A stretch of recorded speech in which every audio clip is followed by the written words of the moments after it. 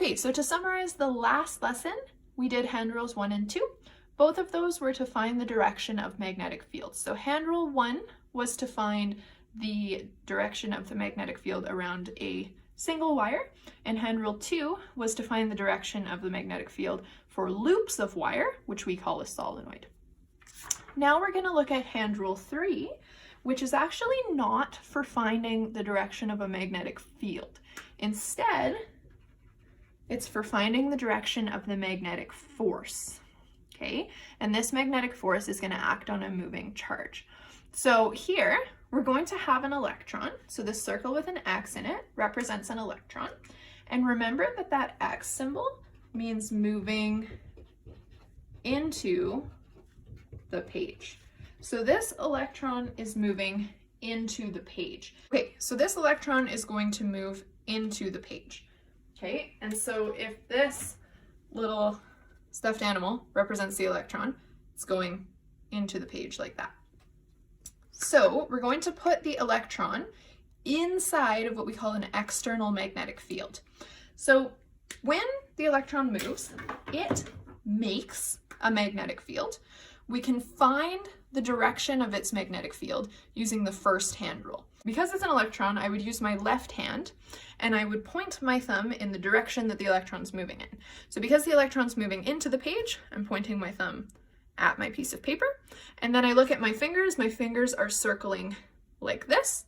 So around the electron, we have a magnetic field that looks like that. This magnetic field that I just drew in green is not the magnetic field that I care about, okay? It is something that we're going to ignore.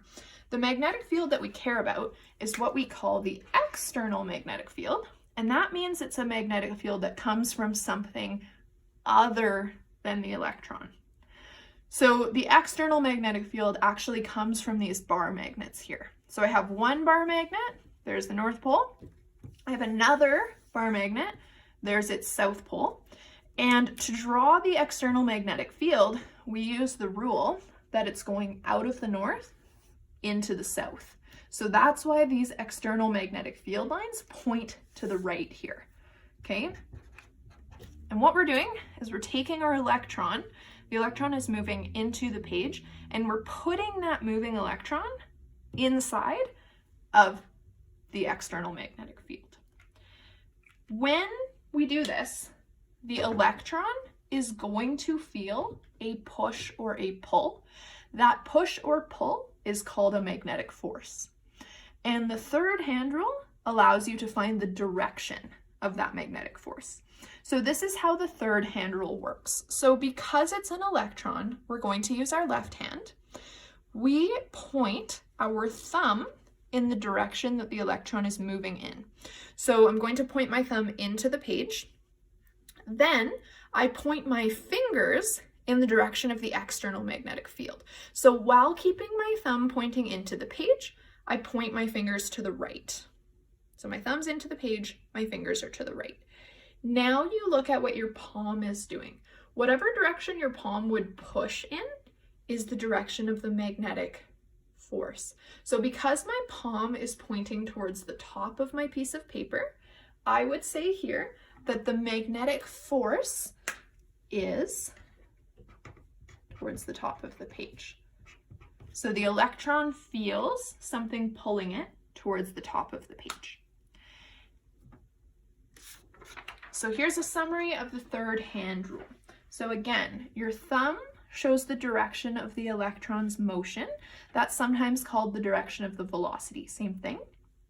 Your fingers show the direction of the external magnetic field. And then your palm shows the direction of the magnetic force on the electron. So if you were holding your hand like this, because your palm points away from your piece of paper, the force would be out of the page. It's really important that when you're doing the third hand rule, that you hold your hand flat. So it's kind of like you're holding a tray of food, okay? Your hand has to be flat. No holding it like this, or like this, or like this. No weird claw shapes, nice and flat. You can move your hand around, depending on what the question is, but you're never changing the shape of your hand when you move it. It always looks like this. The other thing is you want to keep a nice 90-degree angle here between your fingers and your thumb, or it's not going to work. Okay, and again, just like for all of the hand rules, you're going to use your right hand for positive charges and your left hand for negative ones. Just so you know, the charged particle has to be moving in order to feel a magnetic force. So actually two things has to happen. It has to be a charged particle, it has to be moving, and it has to be in an external magnetic field. So I guess that's three things. Okay, if it's not charged, no magnetic force. If it's not moving, no magnetic force. If it's not in an external magnetic field, no magnetic force. Okay, and we say that the particle is deflected by a force that's perpendicular to both the particle's motion and the external magnetic field. So the word deflected just means that its direction will change. So if I have an electron, this is an electron, and it's initially moving to the right, if its motion changes like that, this is what we call being deflected. Basically, it didn't keep moving straight, its path changed. Okay, the magnetic force is what will cause its path to change. So the magnetic force is deflecting the electron. Now, all three directions, when you use your third hand rule, are perpendicular. So here, if I hold my hand again, something that points up and something that points left and something that points out of the page, those three are all perpendicular to each other, right? Blue and red are perpendicular. Blue and green, perpendicular. Red and green, perpendicular. And no matter how I rotate this, the three markers are always perpendicular to each other.